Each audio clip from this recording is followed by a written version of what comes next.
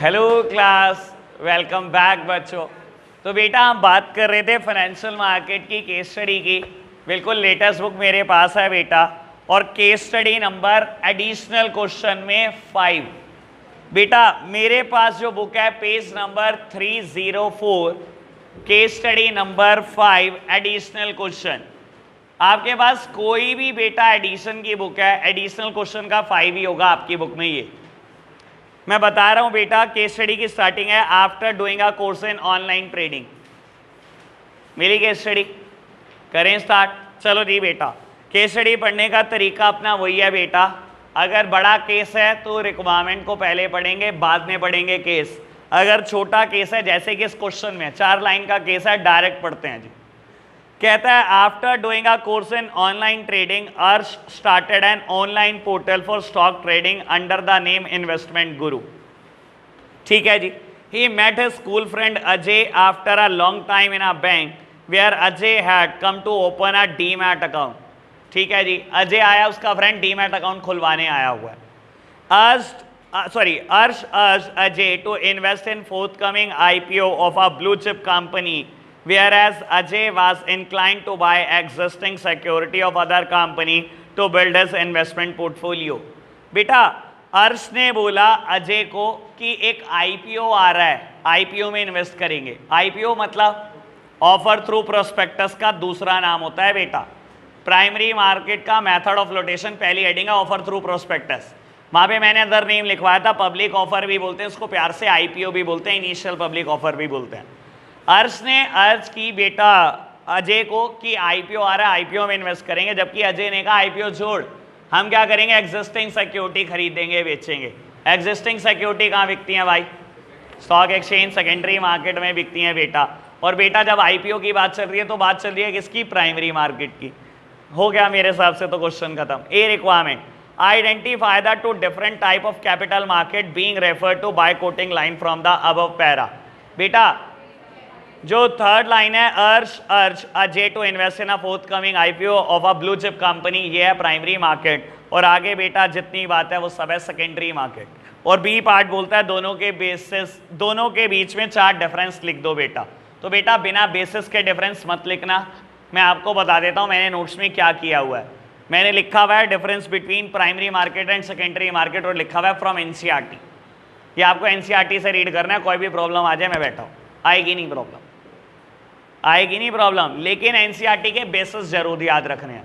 देखो बेटा आज की तारीख में ना तुम्हारे पेपर हमारे टाइम के कंपैरिजन में बहुत डिफिकल्ट है। मैं ये आपको बिल्कुल चीज़ क्लियर कर देता हूँ बाबू। मेरे टाइम में क्या होता था, जैसे ये क्वेश्चन है ऐसा ही क्वेश्चन आता था केस स्टडी में। मुझसे क्या पूछा, 4 बेसिस पे डिफरेंस, मैं चिपका दूंगा क्योंकि बुक में 7 बेसिस दिए हुए हैं। मैं भी याद करता था 4 या 5, चिपका देते थे बेटा। आपके साथ दिक्कत पता है क्या है, अगर 8 या 9 दिए ना तो 8 या 9 ही याद कर रहे हैं आपको, क्योंकि टीचर करता क्या है, टीचर आपको बेसिस दे देता है कि मुझे इन बेसिस पे डिफरेंस चाहिए, स्टेटस के बेसिस पे, रिलेशनशिप के बेसिस पे, स्कोप के बेसिस पे, ऑब्जेक्टिव के बेसिस पे, यही 4 बेसिस पे डिफरेंस बताओ। तो आपके लिए मजबूरी है बेटा, अगर 8 या 9 डिफरेंस है तो 8 या 9 के 9 याद रखने हैं आपको। समझ आई बात? चलो बढ़ो आगे बेटा। नेक्स्ट वन क्वेश्चन नंबर 6 है मेरी बुक में, पेज नंबर 305। केतन एक काम करते हैं, पहले requirement, name another financial intermediary that helps in the process of channelizing the saving of household into the most productive use. और बी पार्ट कहता है outline any 2 function of another financial intermediary as identified in part A. अब एक बात बताऊं बेटा, ए से पढ़कर फिर भी मुझे इतनी क्लैरिटी नहीं हुई थी जितना बी को पढ़कर क्लैरिटी हुई। और अगर बेटा समझदार हो ना तो केस पढ़ना नहीं पड़ेगा। बाबू इधर देखना, मेरी तरफ, पहले सामने मेरी तरफ देख रहे हैं सारे।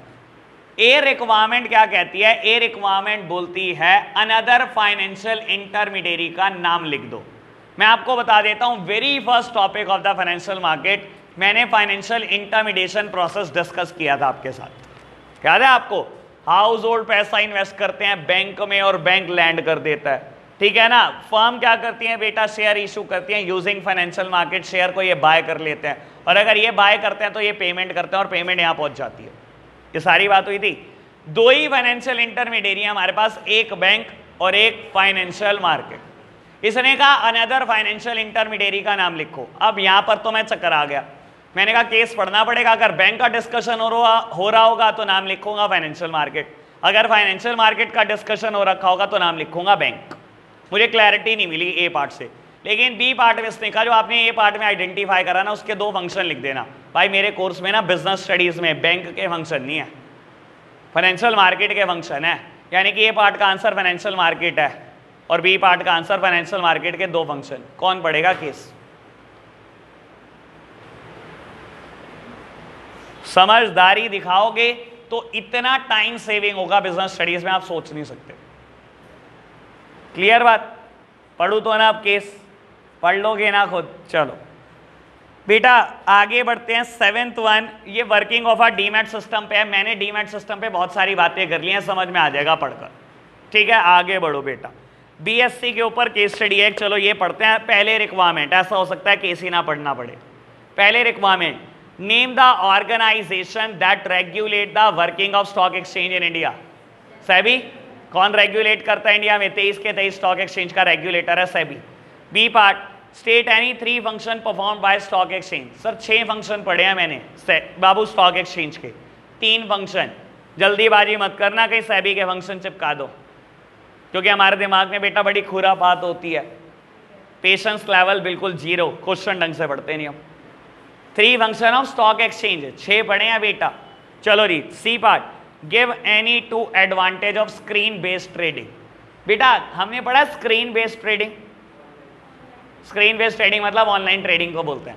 ऑनलाइन ट्रेडिंग के क्या फायदे हैं? कितने फायदे? 2 फायदे। मेरी तरफ देखना, अरे कहीं नहीं बुक नहीं कुछ ऐसा बता सकती आपको। अच्छा एक बात बताओ, पुराने जमाने में ट्रेडिंग कैसे होती थी? वही ब्रोकर को कॉल लगाओगे बेटा और वही ब्रोकर बाय करेगा आपके भी यहाँ पर। आज की तारीख में आप एप्लीकेशन के थ्रू बाय करते हो बेटा, ठीक है ना बाबू? आप सोचो, आपने स्कैम 1992 जिन्होंने वेब सीरीज देखी होगी बेटा, कैसे बाबू स्टॉक एक्सचेंज के अंदर बेटा भीड़ इकट्ठी होती थी, ठीक है ना? कैसे शेयर बाय होते थे, सेल होते थे, एक एक टेलीफोन कॉल करनी पड़ती थी। और आपको बता देता हूँ उस टाइम पर तो इनकमिंग के भी पैसे होते थे। मैंने वो जमाना देख रखा है अपनी 4th और 3rd क्लास में। इनकमिंग कॉल 13 रुपए की होती थी, तो उन्होंने तो पता ही नहीं क्या देख रखा होगा। आप खुद समझो बेटा, ऐसे केसेस में क्या ट्रांसपेरेंसी होती है? अगर ऑनलाइन ट्रेडिंग ना हो, ठीक है ना, आपको कहीं शेयर का प्राइस दिख रहा है? ऑनलाइन ट्रेडिंग में आपको पता ही नहीं शेयर का दाम क्या चल रहा है। आपने अपने ब्रोकर को कॉल लगाई, आईटीसी का शेयर खरीदना है, उसने कहा 15 का चल रहा है, चाहे चल रहा हो 12 का, आपको क्या बता? आपने कहा ठीक है 10 बाय कर ले। उस टाइम पर 10 भी बहुत होते थे भाई, 150 रुपए बहुत होते थे, ठीक है ना? उसने बेटा 150 में से 30 कमा लिए। आज की तारीख में ऐसा कुछ हो सकता है? सर 50 तो एप्लीकेशन है, 50 तो खैर कोई 500 से ज्यादा एप्लीकेशन होंगी जो बेटा स्टॉक मार्केट से रिलेटेड है। सोच कर देखो। इसके अलावा न्यूज चैनल हमारे पास 2-3 है, CNBC आवाज और जी बिजनेस, सबसे ज्यादा देखे जाने वाले न्यूज चैनल हैं जो स्टॉक मार्केट में ट्रेड करते हैं। तो बेटा पहला फायदा है ट्रांसपेरेंसी, कोई फ्रॉड नहीं कर सकता। दूसरी बात, saves a lot of time, effort and money. बेटा अगर ऑनलाइन ट्रेडिंग है तो घर बैठकर आराम से रिलैक्स होकर लेट के भी ट्रेडिंग कर रहे हैं, ट्रैवलिंग में भी ट्रेडिंग कर रहे हैं, मेट्रोज में भी ट्रेडिंग कर रहे हैं। ये फैसिलिटी पहले कहाँ होती थी हमारे पास? तो ये हैं 2 फायदे। बढ़े आगे, चलो जी बेटा नेक्स्ट वन सेबी के ऊपर है, सेबी के फंक्शन के ऊपर है। निभा लोगे मुझे पता है, रेगुलेटरी फंक्शन आंसर है। इसमें ना इंस्पेक्शन इंक्वायरी की बात हो रखी है, वो आपको पता है, इस पर बेस्ड क्वेश्चन कर चुके हैं। आगे बढ़ते हैं बेटा, अगला क्वेश्चन फिर वो ये स्क्रीन बेस्ड ट्रेडिंग क्या होती है, डीमटेरियलाइजेशन क्या होता है, उसके 2 एडवांटेज हमने किया हुआ है, इसके ऊपर भी बात। आगे बढ़ते हैं। माधव केस स्टडी में है भाई, ऐसे मत देखिए। चलो जी बेटा क्वेश्चन नंबर 11, ठीक है ना बाबू? करते हैं बात, एक काम करते हैं, पहले रिक्वायरमेंट देख लेते हैं। A part, what is the other name used for the fund required to meet flotation cost? Other name पूछा है बेटा। देखो एक बात सुन लो, हाँ जी, अब वैसे तो आंसर कॉमर्शियल पेपर होना चाहिए, लेकिन इसने पूछा अदर नेम क्या होगा इसका, जब ये फ्लोटेशन कॉस्ट को मीट आउट करने के लिए यूज होगा, तो ब्रिज फाइनेंसिंग बोलते हैं। B part, describe briefly the short term instrument popularly used by the company to raise for the fund required to meet flotation cost, who can issue them? बेटा ऐसा कौन सा फंड है जो फ्लोटेशन कॉस्ट मीट आउट के लिए इस्तेमाल होता है? Commercial paper. और कौन इशू करता है? कंपनीज इशू करती हैं, जो लार्ज कंपनी है जिनकी क्रेडिट वर्दीनेस बहुत हाई है। हाँ जी, C part, distinguish between the two type of financial market that the company intend to approach to meet its financial need. Financial market के दो type, money market and capital market. कर लोगे बेटा differentiate, 7 basis पे difference पढ़ा है हमने बेटा, कर लेना डिफरेंशिएट। चलो जी बढ़ो आगे बेटा, ये केस स्टडी भी खत्म। Question number 12, during Navratras Varun finalized a deal to buy a new house. So he visited a nearby branch of Shubh Bank to withdraw 10 lakh from his account in order to pay the token money to the seller. नवरात्रे चल रहे हैं भाई, किसी इंसान ने घर खरीदा है बेटा, बैंक में पहुंच गया 10 लाख रुपए निकलवाने, क्योंकि उसको क्या करना है? डाउन पेमेंट करनी है, घर की टोकन मनी देनी है। कहता है in the bank he observe that a large number of customers are present to make cash withdrawal, probably because it is an auspicious time to make purchases. मानते हैं ना बहुत लोग शुभ होता है नवरात्रों में बाय करना। कह रहा है जैसे मैं विड्रॉल कराने आया था, हजारों लोग विड्रॉल करा रहे हैं पैसे, क्योंकि कहीं ना कहीं कुछ शॉपिंग कर रहे होंगे, कुछ खरीद रहे होंगे। After some time, he overheard some of the bank staff member telling his colleague that today Shubh Bank is likely to fall short of cash, and to make up for the deficit and maintain its CRR, it will have to approach the another bank.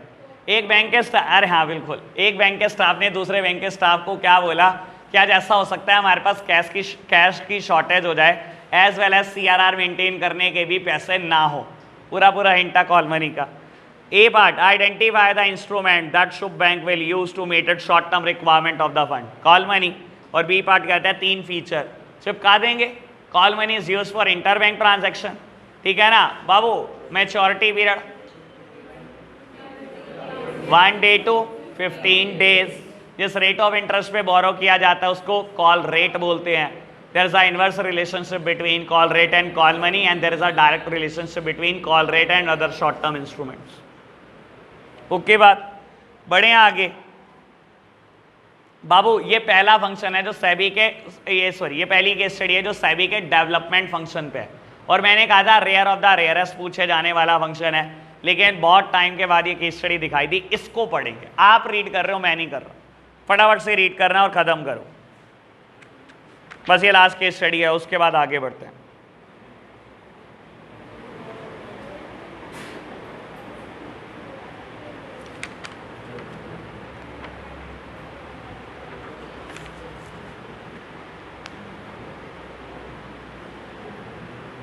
Shivanshu,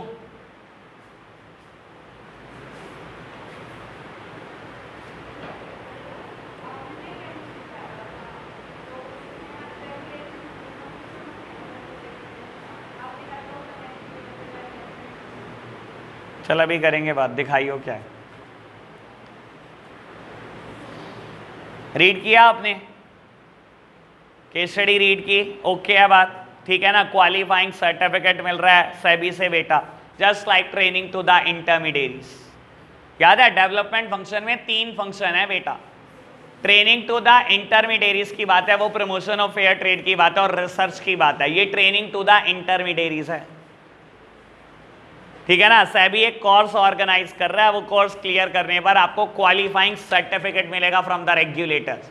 SEBI एक qualifying certificate देगा। तो बेटा ये training to the intermediates की बात चल रही है, क्लियर है बात। लास्ट वन बेटा, नेक्स्ट केस स्टडी लास्ट कर रहे हैं, क्वेश्चन नंबर 14।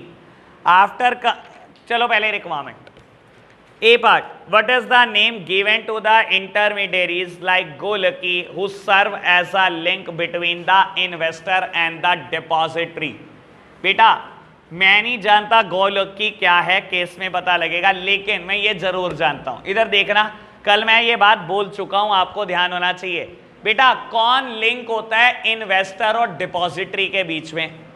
डिपॉजिटरी पार्टिसिपेंट, कल बताया था ना बेटा आपको मैंने ये बात।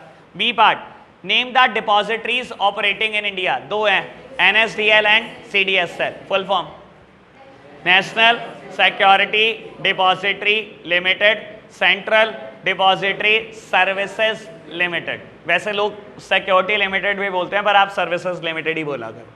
सी part, mention any one function performed by गोलकी एज अ डीपी। लो जी, यहां से शॉर्टी होगी, ये पार्ट का आंसर डिपॉजिटरी पार्टिसिपेंट है। बाबू कह रहा है एक फंक्शन बताओ जो डीपी परफॉर्म करता है। बेटा opens and maintains demat account, यही काम होता है डीपी का। ठीक है जी। Fourth one, what are the two segment of capital market in which an investor can deal through गोलकी पोर्टल। बेटा two segment of capital market, primary market and secondary market. खत्म क्वेश्चन, केस ही नहीं पढ़ना पड़ा। आज कमाल की बात ऐसी है कि मैंने जितने क्वेश्चन पढ़े किसी का केस नहीं पढ़ा। बाबू रहा क्वेश्चन नंबर 15 के बाद जो लास्ट क्वेश्चन है, काट दो, हमारे कोर्स का पार्ट नहीं है ये। Order confirmation slip, trade confirmation slip हमारे कोर्स में नहीं, हमारे कोर्स में सिर्फ कॉन्ट्रैक्ट नोट की बात है, मैंने की हुई है। सारी की सारी केस स्टडी खत्म हो जाती है बेटा फाइनेंशियल मार्केट की, A to Z फिनिश किया हमने। चलो जी बेटा, नया चैप्टर स्टार्ट कर रहे हैं, सब मेरी तरफ देख रहे हैं। लो जी सामने देखना बेटा, पहले कुछ इंट्रोडक्शन। गंगा बिल्कुल चुप, सामने देखना। बाबू बात स्टार्ट कर रहे हैं फर्स्ट बुक की। बेटा फर्स्ट बुक में ना बहुत सारे चैप्टर एक दूसरे से ना लिंकेज में है, ठीक है। और अभी आपको पता भी लगेगा, जो शायद फर्स्ट टाइम पढ़ रहा होगा उसके लिए बेटा बिल्कुल नई बात होगी, ठीक है ना। लेकिन फर्स्ट बुक बेटा हमारी बिल्कुल लिंकेज में चलती है, एक चैप्टर दूसरे से कहीं ना कहीं लिंक होता है। सेकंड बुक को देखोगे ना बेटा, कोई सर पैर नहीं है, मतलब कहाँ से कहीं, वो एक बिल्कुल इंडिपेंडेंट चैप्टर है। अगर हमने एक छोड़ दिया दूसरा में तब भी समझ में आ जाएगा, दूसरा छोड़ दिया तीसरा में तब भी समझ में आ जाएगा। मैंने पहले कंज्यूमर प्रोटेक्शन चैप्टर कराया था, किसी चैप्टर से उसका कोई लेना देना नहीं है। मैंने ऑनलाइन बैच में मार्केटिंग कराया था, कोई लेना देना नहीं है किसी और चैप्टर से। मैंने बात कर चुका हूं फाइनेंशियल मार्केट की, इसका भी कोई लेना देना नहीं है किसी और चैप्टर से। आपने आज तक ये छोड़ा है तब भी कोई फर्क नहीं पड़ता, फर्स्ट बुक पहले दिन से अभी से समझ में आ जाएगी, ठीक है। एक टेबल मैं हमेशा बनाता हूं बेटा फर्स्ट बुक को क्लियर करने के लिए, हो सकता है बेटा दिमाग से निकल भी गई हो, क्योंकि ऐसा हो गया होगा 1.5 महीना उठाए हुए फर्स्ट बुक को।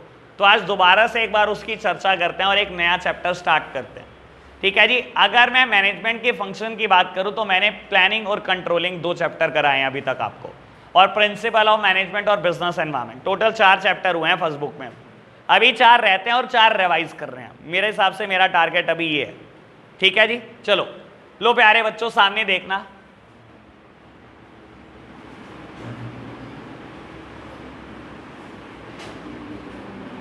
लो बेटा सामने देखना, आप मेरी तरफ देख रहे हैं।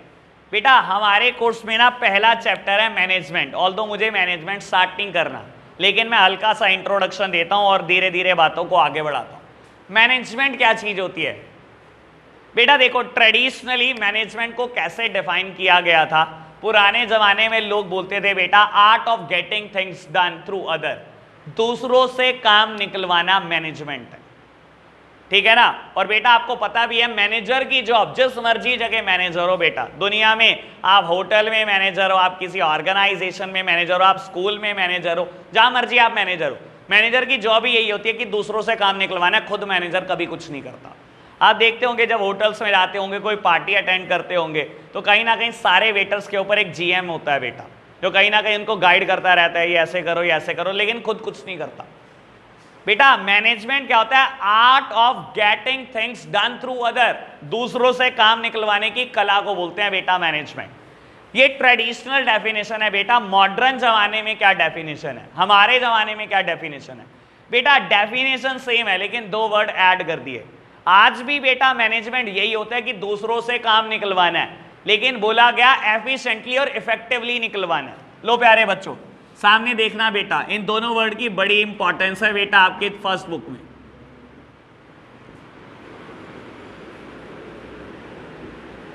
बेटा बोला जाता है मैनेजमेंट तभी पूरा होता है जब आप किसी इंसान से काम निकलवाते हो एफिशिएंटली एंड इफेक्टिवली। बाबू क्या मतलब होता है बीइंग एफिशिएंट होना, या क्या मतलब होता है बीइंग इफेक्टिव होना? अगर आप किसी काम को विद इन द कॉस्ट कर पा रहे हो तो हम बोलते हैं कि आप एफिशिएंट हो, और अगर आप किसी काम को विद इन द टाइम कर पा रहे हो तो बेटा हम बोलते हैं कि आप इफेक्टिव हो। और बेटा मैनेजमेंट तभी होगा जब ये दोनों चीजें साइमल्टेनियसली पूरी हो रही होंगी, एक साथ पूरी हो रही होंगी। समझाने के लिए एक एग्जांपल देता हूं बेटा। किसी ऑर्गेनाइजेशन में एम्प्लॉय को टारगेट दिया गया कि एम्प्लॉइज आपने क्या करना है, एक महीने में 5000 यूनिट बनाकर देनी है। एक महीने में 5000 यूनिट बनाकर देनी है और आप 50,000 रुपए तक खर्च कर सकते हो। एक महीना है, 5000 यूनिट बनानी है और 50,000 रुपए तक खर्च कर सकते हो। एम्प्लॉय ने क्या करा, 15 दिन में टारगेट अचीव करके दे दिया, लेकिन बेटा 50,000 की जगह 70,000 रुपए खर्च कर दिया। टारगेट एक महीने का 15 दिन में पूरा करके दे दिया बेटा, लेकिन 50 की जगह 70 खर्च कर दिए। बेटा employees are effective only, they are not efficient. Within the time target achieve हुआ, एक महीना दिया था 15 दिन में हो गया। क्या within the cost target achieve हुआ? 50,000 दिए थे, 70,000 खर्च दिए। तो बेटा employees are only effective, they are not efficient. Example में ट्विस्ट है, चेंज करते हैं बेटा। बाबू इस बार क्या हुआ, एम्प्लॉय ने ना 20,000 रुपए में टारगेट अचीव कर दिया। 50 की परमिशन थी, 20 में अचीव कर दिया, लेकिन एक महीने की जगह 40 दिन लगा दिए। Employees are only efficient, within the cost target achieve करा, but they are not effective, within the time achieve नहीं कर पाए। और बेटा आपको बता देता हूं, अगर इन दोनों में से एक ही चीज पूरी हुई तो मैनेजमेंट प्रेजेंट नहीं था, हम ऐसा बोलते हैं। मैनेजमेंट तभी प्रेजेंट होगा बेटा जब साइमल्टेनियसली बेटा ये दोनों चीजें प्रेजेंट होंगी। आपको बीइंग इफेक्टिव भी होना है as well as being efficient भी होना है, यानी कि within the cost target achieve करना है as well as within the time target achieve करना है। समझ में आया मैनेजमेंट क्या चीज है? ठीक है ना। आज भी बेटा मैनेजमेंट यही है, art of getting things done through other, लेकिन बेटा एफिशिएंटली एंड इफेक्टिवली। काम आज भी दूसरों से निकलवाना है, लेकिन बेटा विद इन द कॉस्ट भी निकलवाना है और विद इन द टाइम भी निकलवाना है मुझे। समझ आई बात? बढ़े आगे बेटा। ऑल्दो इसके ऊपर अभी कोई डिटेल डिस्कशन नहीं कर रहा है, ये मेरा चैप्टर 1 का पार्ट है, करेंगे जब पढ़ेंगे चैप्टर 1। बेटा मैनेजमेंट के ना 5 फंक्शन है, जिसको हम प्यार से बोलते हैं पोस्ट डीसी। ठीक है ना। और हो सकता है आपने कभी ना कभी कहीं ना कहीं सुन लिया हो, नहीं भी सुना तो बहुत अच्छी बात, आज सुन लेंगे बेटा। बाबू मैनेजमेंट के 5 फंक्शन हैं, इन्हें हम प्यार से बोलते हैं post DC. Planning, organizing, staffing, directing and controlling. बेटा प्लानिंग, ऑर्गेनाइजिंग, सब सामने देख रहे हैं सक्षम भाई, सामने देखो। Planning, organizing, staffing, directing and controlling. बेटा चाहे बोल लो फंक्शंस ऑफ मैनेजमेंट, चाहे बोल लो प्रोसेस ऑफ मैनेजमेंट, कोई फर्क नहीं पड़ता बेटा इस बात से। ठीक है जी।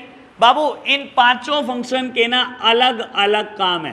प्लानिंग में बहुत अलग अलग चीजें होती हैं, ऑर्गेनाइजिंग में और अलग चीजें होती हैं, स्टाफिंग में और अलग चीजें, डायरेक्टिंग कुछ और काम करता है और कंट्रोलिंग कुछ और काम करता है। यानी कि 5 फंक्शन बहुत अलग अलग चीजों से डील करते हैं बेटा। समझना है आज सारे के सारे चैप्टर का इंट्रो, सारा चैप्टर समझने हैं बेटा कि क्या प्लानिंग किन चीजों के साथ डील करता है, ऑर्गेनाइजिंग क्या करता है, स्टाफिंग, डायरेक्टिंग, कंट्रोलिंग क्या क्या काम करते हैं। सबसे पहले बात करते हैं बेटा प्लानिंग की, कि प्लानिंग क्या चीज करता है। बाबू मान लो मेरी ऑर्गेनाइजेशन 1 साल चल चुकी है, 2019-20 का पूरा साल खत्म हो चुका है मान लो, और बेटा पिछले साल मान लो हमने 10 लाख यूनिट बनाई और बेच दी। 10 लाख यूनिट बन गई थी बेटा लास्ट ईयर और बिक गई थी बेटा। आज है बेटा दिन 1 अप्रैल 2020, नया साल शुरू हो रहा है बेटा। मेरा नया फाइनेंशियल ईयर शुरू हो रहा है 2020 से 21 तक, और बेटा 1 अप्रैल 2020 को आज ऑर्गेनाइजेशन ऑब्जेक्टिव सेट कर रही है। बेटा प्लानिंग का सिर्फ एक काम होता है, सिर्फ एक काम, ऑब्जेक्टिव सेट कराना। Setting objective for whole of the organisation. बेटा आप साल के पहले दिन बैठकर यह सोच रहे हो कि मेरी ऑर्गेनाइजेशन पूरे साल भर में क्या अचीव करेगी। प्लानिंग का सिर्फ यही काम है बेटा कि ऑब्जेक्टिव सेट करेंगे हम पूरी ऑर्गेनाइजेशन के लिए कि ऑर्गेनाइजेशन साल भर में क्या करने वाली है। हमने देखा कि यार लास्ट ईयर 10 लाख यूनिट आराम से बन गई थी और आराम से बिक गई थी। इस बार हमने अपने लिए ऑब्जेक्टिव लिया कि हमें अपनी सेल को 20% इंक्रीज करना है। We want to increase our sale by 20%. That simply means कि मुझे 12 लाख यूनिट इस बार बनानी और बेचनी है। ठीक है जी बेटा, 10 लाख का 20% 2 लाख, यानी कि बेटा कुल मिला के आपको 12 लाख यूनिट बनानी और बेचनी है। ये आपने अपने लिए टारगेट लिया। बस इस बात को हमेशा ध्यान रखना बेटा, planning is always done for the future, never done for the past. बेटा प्लान हमेशा फ्यूचर के लिए होते हैं चीजें, पास्ट में कोई प्लानिंग नहीं कर सकता, ठीक है ना। बाबू आप यहां पर बैठे हो तो आप भी तो अपना फ्यूचर ही प्लान करके बैठे हो। आज आप क्या सोच रहे हो, बोर्ड में यार इतने % लाने हैं, यार मेहनत करनी है, यार ऐसे पढ़ना है, ठीक है ना। कोई ऐसा तो नहीं सोच रहा ना 11th क्लास में जाऊंगा और टॉप करके आऊंगा, ठीक है ना। सोच सकते हो वैसे आप, गलती तो हो ही गई स्कूल वालों से, थोड़ा सा CBSE का हाथ रहा, थोड़ा सा कोविड का भगवान का हाथ रहा, ठीक है ना। गलती हुई वैसे तो स्कूल वालों से बहुत बड़ी, कहां तुम डिजर्व करते हो 12th क्लास। तो बेटा प्लान्स हमेशा फ्यूचर के लिए होती हैं, प्लान्स हमेशा फ्यूचर के लिए होती है, प्लानिंग हमेशा फ्यूचर के लिए होती है, कभी पास्ट के लिए नहीं हो सकती। और आप देख लो बेटा 1 अप्रैल को बैठकर मैं प्लानिंग कर रहा हूं पूरे साल के लिए, देखा किसी ने अगला दिन भी नहीं बेटा, लेकिन प्लानिंग पूरे साल की हो रही है बेटा। समझ आई प्लानिंग का काम क्या है। प्लानिंग का काम सिर्फ इतना सा है बेटा, ऑब्जेक्टिव सेट करा कर देता है। क्लियर बात। चलो जी बात करते हैं ऑर्गेनाइजिंग की। लो प्यारे बच्चों सामने देखना, अभी बेटा देखो ये टेबल कहीं पर भी नहीं है, ये मेरे दिमाग की उपज है, मेरे से समझ लोगे ये बात तो कभी भूलोगे भी नहीं। बहुत आराम से इन चीजों को समझ लो, चैप्टर पढ़ना बहुत आसान हो जाता है।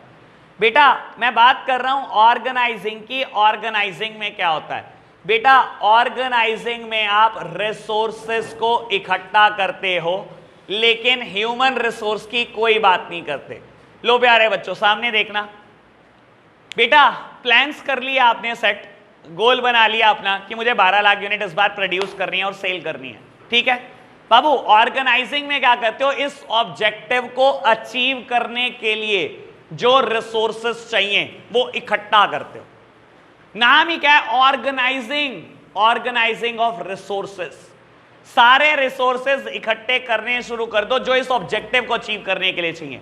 बेटा जब आपने ऑब्जेक्टिव लिया कि 12 लाख यूनिट बेचोगे आप, तो 12 लाख यूनिट रॉ मटेरियल नहीं चाहिए क्या, ऐसे ही बिक जाएगा, बिना बनाए बिक जाएगा क्या। 12 लाख यूनिट प्रोड्यूस करनी पड़ेगी, उसके लिए 12 लाख यूनिट का रॉ मटेरियल चाहिए कि नहीं चाहिए। मान लो आज हमारी ऑर्गेनाइजेशन का नाम है बेटा हिताची, एसी बेचता है बेटा। आपने ऑब्जेक्टिव लिया कि इस साल 12 लाख एसी बेचने हैं, तो 12 लाख एसी के लिए रॉ मटेरियल नहीं चाहिए क्या, पहले प्रोड्यूस नहीं करोगे क्या। तो ऑर्गेनाइजिंग कहता है सारे रिसोर्सेज इकट्ठे कर लो जो भी इस टारगेट को अचीव करने के लिए चाहिए। रॉ मटेरियल चाहिए इकट्ठा कर लो, कोई मशीनरी चाहिए वो भी खरीद लो, जो भी रिसोर्सेज चाहिए सब इकट्ठे कर लो, लेकिन ह्यूमन रिसोर्स की कोई बात नहीं होगी ऑर्गेनाइजिंग में। ह्यूमन रिसोर्स क्या होते हैं, एम्प्लॉइज। बेटा देखो लास्ट ईयर 10 लाख यूनिट बन गई, बिक गई, इसका मतलब मेरे पास इतने एम्प्लॉय थे जो 10 लाख यूनिट को बना सकते थे और बेच सकते थे। जरूरी नहीं है उतने एम्प्लॉय मेरे पास हो जो 12 लाख यूनिट भी बना सकते हो और बेच सकते हो, जरूरी नहीं है ना बेटा। हो सकता है मुझे 200 स्टाफ भी चाहिए बेटा जो 12 लाख यूनिट प्रोड्यूस करने में मेरी हेल्प करेगा और बेचने में हेल्प करेगा, 200 स्टाफ और चाहिए। तो क्या बेटा मैं स्टाफ की रिक्रूटमेंट करता हूं ऑर्गेनाइजिंग में, नहीं बेटा। ऑर्गेनाइजिंग सारे रिसोर्सेज के साथ डील करती है लेकिन ह्यूमन रिसोर्सेज के साथ डील नहीं करती। और जनरली एक ऑर्गेनाइजेशन में 3 तरीके के रिसोर्सेज होते हैं। फाइनेंशियल रिसोर्सेज, पैसा, कैश, नगद, हाँ जी। फाइनेंशियल रिसोर्सेज, ह्यूमन रिसोर्सेज मतलब एम्प्लॉय, और फिजिकल रिसोर्सेज, फिजिकल रिसोर्सेज मतलब वही रॉ मटेरियल, वही मशीनरी। तो ऑर्गेनाइजिंग डील करता है फिजिकल रिसोर्सेज के साथ, ऑर्गेनाइजिंग डील करता है फाइनेंशियल रिसोर्सेज के साथ, लेकिन ऑर्गेनाइजिंग कभी ह्यूमन रिसोर्सेज के साथ डील नहीं करता। बात समझ में आई। ऑर्गेनाइजिंग का काम क्या है बेटा, इस ऑब्जेक्टिव को अचीव करने के लिए जितने रिसोर्सेज चाहिए सब इकट्ठे करने शुरू कर दो बेटा, चाहे फिजिकल रिसोर्सेज चाहिए चाहे फाइनेंशियल रिसोर्सेज चाहिए, लेकिन बेटा बात नहीं करना, एक भी बात नहीं होनी चाहिए ह्यूमन रिसोर्सेज की। चलो जी बढ़ो आगे। बेटा एक और काम करता है ऑर्गेनाइजिंग, और इसमें बेटा आपका जिक्र भी आता है। देखो आपका जिक्र आएगा इसमें, ये देख लो बेटा आपका जिक्र हुआ कि नहीं हुआ। देखो मेंटलाइजेशन, हाँ जी बेटा हेडिंग का नाम है डिपार्टमेंटलाइजेशन। हाँ आपका जिक्र तो है इसके अंदर, मैं तो पहले ही कहता है बेटा डिपार्टमेंटलाइजेशन की भी बातें ऑर्गेनाइजिंग में होती हैं। What do you mean by departmentalisation? बेटा ऑर्गेनाइजेशन बहुत बड़ी है, उसको छोटे छोटे डिपार्टमेंट में बांटा जाता है, ये भी ऑर्गेनाइजिंग में किया जाता है। एग्जाम्पल देता हूं, एक बहुत बड़ी ऑर्गेनाइजेशन है रिलायंस इंडस्ट्रीज लिमिटेड जितनी बड़ी, या बेटा आपके स्कूल जितनी बड़ी, आप देखते हो आपके स्कूल को भी डिपार्टमेंट में कहीं ना कहीं बांटा गया होता है बेटा। एक डिपार्टमेंट बनाया जो बेटा फीस से रिलेटेड डील करता है, एक डिपार्टमेंट है जो ट्रांसपोर्टेशन से रिलेटेड डील करता है, एक कॉमर्स स्ट्रीम डिपार्टमेंट बनाया गया, commerce department, science department, arts department बनाए गए ना डिपार्टमेंट, छोटे छोटे टुकड़े करे गए हैं ना। ऐसे ही बेटा एक बहुत बड़ी ऑर्गेनाइजेशन के भी टुकड़े किए जाते हैं। प्रोडक्शन डिपार्टमेंट अलग जो प्रोडक्शन करेगा, परचेज डिपार्टमेंट अलग जो रॉ मटेरियल परचेज करेगा, सेल्स डिपार्टमेंट अलग जो बेचने पे ध्यान देगा, मार्केटिंग डिपार्टमेंट अलग जो ऐड करेगा, फाइनेंसिंग डिपार्टमेंट अलग जो पैसे अरेंज करके देगा बेटा बाबू, और समझ लो अकाउंटिंग डिपार्टमेंट अलग जो अकाउंट्स बनाएगा। तो एक ऑर्गेनाइजेशन को डिपार्टमेंट में बांटना, ये काम भी बेटा किसका है? ये काम भी ऑर्गेनाइजिंग का ही है। ठीक है जी। तो ऑर्गेनाइजिंग में मैंने अभी तक क्या किया बेटा? सारे रिसोर्सेस को इकट्ठा करा, लेकिन ह्यूमन रिसोर्स की कोई बात नहीं करी, एज वेल एज पूरी ऑर्गेनाइजेशन के छोटे छोटे टुकड़े कर दिए जिनको मैं डिपार्टमेंट बोलने वाला हूं। क्लियर बात? लो जी बेटा, बात करते हैं स्टाफिंग की। स्टाफिंग फंक्शन सिर्फ एक ही चीज के साथ डील करता है, वो है ह्यूमन रिसोर्सेस। बस खत्म, सिर्फ ह्यूमन रिसोर्सेस। बेटा अगेन मेरा ऑब्जेक्टिव अचीव हुआ था लास्ट ईयर, 10 लाख यूनिट बनी थी, बिकी थी, और मान लो इन 1000 एम्प्लॉय मेरी ऑर्गेनाइजेशन में काम करते थे जिन्होंने दिन रात मेहनत करके ये टारगेट अचीव करके दिया था। इस बार हमने टारगेट कुछ बढ़ा लिया बेटा, 2 लाख यूनिट और बढ़ा दी, टारगेट में ऐड कर दी, क्योंकि मैं 20% से अपनी सेल बढ़ाना चाहता हूं। और मुझे पक्का पता है 1000 एम्प्लॉय ना तो 12 लाख यूनिट बना सकते और ना ही बेच सकते। वो 10 लाख बना सकते थे, 10 लाख बेच सकते थे, वो उन्होंने किया था। इस बार मुझे 200 स्टाफ की और रिक्वायरमेंट है बेटा, वो 200 स्टाफ स्टाफिंग में आता है। स्टाफिंग फंक्शन सिर्फ एक ही चीज के साथ डील करता है, वो है ह्यूमन रिसोर्सेस। इस ऑब्जेक्टिव को अचीव करने के लिए जितने ह्यूमन रिसोर्सेस चाहिए, सबकी रिक्रूटमेंट स्टाफिंग में होगी, सबकी ट्रेनिंग स्टाफिंग में होगी, सबकी डेवलपमेंट स्टाफिंग में होगी। यानी कि स्टाफिंग किसी से डील नहीं करता, सिर्फ एम्प्लॉय से डील करता है, और दैट्स इट, बस कुछ भी नहीं इसके अलावा। एक बात भी अलग नहीं बोल रहा। क्लियर बात? समझ में आई बात? चलो जी बढ़ो आगे बेटा, बात आती है डायरेक्टिंग की। ये क्या चीज है? अब डायरेक्टिंग में क्या होता है? अगर आप अभी तक देखोगे ना, मैंने ऑर्गेनाइजेशन में क्या किया, मैंने ऑब्जेक्टिव सेट किया, ऑब्जेक्टिव अचीव करने के लिए मैंने क्या करा बेटा? रिसोर्सेज इकट्ठे करे, पहले फिजिकल और फाइनेंशियल, और फिर बेटा ह्यूमन रिसोर्सेज।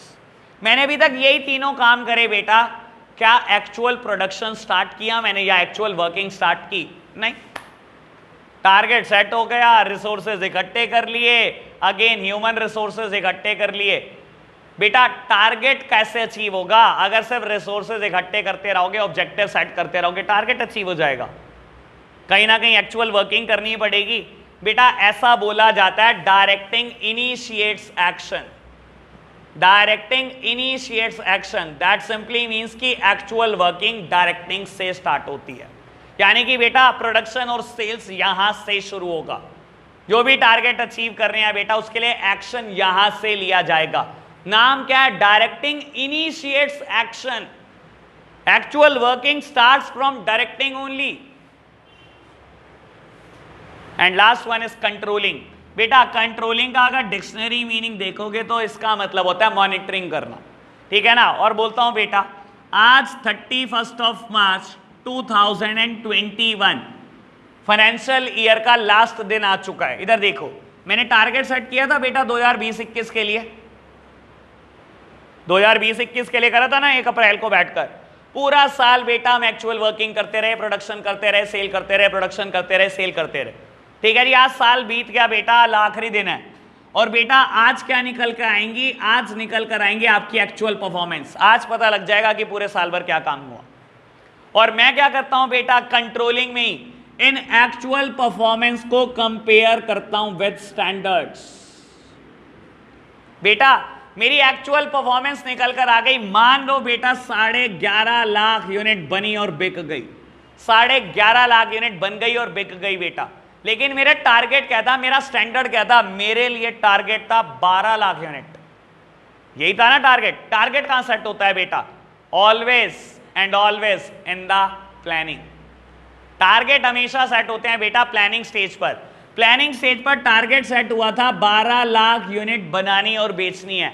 और बेटा एक्चुअल परफॉर्मेंस निकल कर आई 11.5 लाख यूनिट बनी और बिक गई, यानी कि बेटा कहीं ना कहीं कुछ कमी रह गई, 50,000 यूनिट कम बनी है बेटा। बेटा ये कमियां रिपीट ना हो, आप क्या करते हो, कंट्रोलिंग में ही एक्शन भी ले लेते हो। जिसने गड़बड़ करी है उसके खिलाफ एक्शन, अभी और अभी एक्शन होगा। कंट्रोलिंग स्टेज है बेटा, ये सबसे खतरनाक स्टेज है, यहां बहुत सारे एम्प्लॉय बाहर हो जाते हैं ऑर्गेनाइजेशन से, ठीक है ना। और बाबू देखो, कमी बहुत सारे कारण की वजह से हो सकती है, जरूरी नहीं है बेटा एम्प्लॉय की ही गलती हो। मान लो बेटा जब आपने एनालाइज करा तो आपको पता लगा कि कमी 50,000 यूनिट की इसीलिए रह गई क्योंकि क्रेडिटर ने ना ये जो 12 लाख यूनिट का रॉ मटेरियल सप्लाई करा था ना, इसमें से 50,000 खराब था, जिसकी वजह से 50,000 यूनिट नहीं बन पाई। देखो एक बात है बेटा, अगर आज आप एक्शन नहीं लोगे ना तो ये कमी हर साल आएगी, हर साल क्रेडिटर 20-30 हजार यूनिट खराब भेज दिया करेगा। तो आज ही एक्शन ले लो, या तो क्रेडिटर बेटा जो भी आपका सप्लायर है चेंज कर दो, या अपने सप्लायर को स्पेसिफिकेशन बता दो कि मुझे इस क्वालिटी का रॉ मटेरियल चाहिए, ये ऐसे रॉ मटेरियल मैं एक्सेप्ट नहीं करूंगा अगले साल। एक्शन ले लिया, खत्म, साल खत्म हो गया, बस खत्म हो गया फिर ये नहीं बेटा। अगेन प्लानिंग बेटा, मैनेजमेंट का ये जो प्रोसेस है ना post DC, it is a continuous process, it is a never ending process, it is a on going process. साल खत्म हुआ है बेटा, ऑर्गेनाइजेशन खत्म नहीं हुई। अब क्या हुआ बेटा, एक साल बीत गया बेटा, आप कंट्रोलिंग के बाद दोबारा प्लानिंग करते हो, और बेटा दोबारा प्लान किसके लिए होगा, फाइनेंशियल ईयर 21-22। 1 अप्रैल 2021 को बैठकर प्लानिंग कर रहे हैं 21-22 में क्या अचीव करना है, दोबारा उसके लिए रिसोर्सेज इकट्ठे कर रहे हैं, दोबारा स्टाफ रिक्रूट कर रहे हैं, एक्चुअल वर्किंग, देन कंट्रोलिंग दोबारा। तो बेटा कंट्रोलिंग के बाद आना हमेशा प्लानिंग नहीं है, it is a on going process, it is a never ending process, it is a continuous process, ये कॉन्टिन्यूअस है। और आपके लिए एक बात बता देता हूं बेटा, आपके कोर्स में बहुत सारे टॉपिक है, बहुत सारे टॉपिक जिसमें पूछता है क्या ये कॉन्टिन्यूअस है कि नहीं है, ठीक है ना, नेवर एंडिंग है कि नहीं है। आप समझ लो, कुछ भी याद नहीं रखना, अपने आपके कोर्स में जितना भी कुछ है सब कॉन्टिन्यूअस है। चलो एक बात तो रट्टा मार लिया आज। हाँ जी, कभी पूछे planning continuous, organising continuous, staffing continuous, directing continuous, controlling continuous, motivation process continuous, coordination continuous, जो मर्जी पूछ ले सब कॉन्टिन्यूअस है आपके कोर्स में। पेपर में 1 नंबर का तो आना ही चाहिए यार, ये एक तो आ गया, चलो चलो बस आज के लिए बहुत है, चलो छुट्टी होगी। हाँ जी, बात समझ में आई इतनी। ये टेबल बेटा मैं 1 साल में 20 बार बनाता हूं, कहीं नहीं लिखनी, कुछ नहीं लिखनी, आपके दिमाग में फीड हो जाएगी, ठीक है जी। अभी हम एक काम करेंगे बेटा, कल से ये चैप्टर स्टार्ट करेंगे ऑर्गेनाइजिंग, ठीक है। छुट्टी करने का मतलब होगा सुसाइड करना बेटा, जिस दिन छुट्टी मार ली अगले दिन समझ में आना बंद, छुट्टी नहीं मारनी है हमने, ठीक है जी। आज के लिए इतना ही रखते हैं, बाय बाय।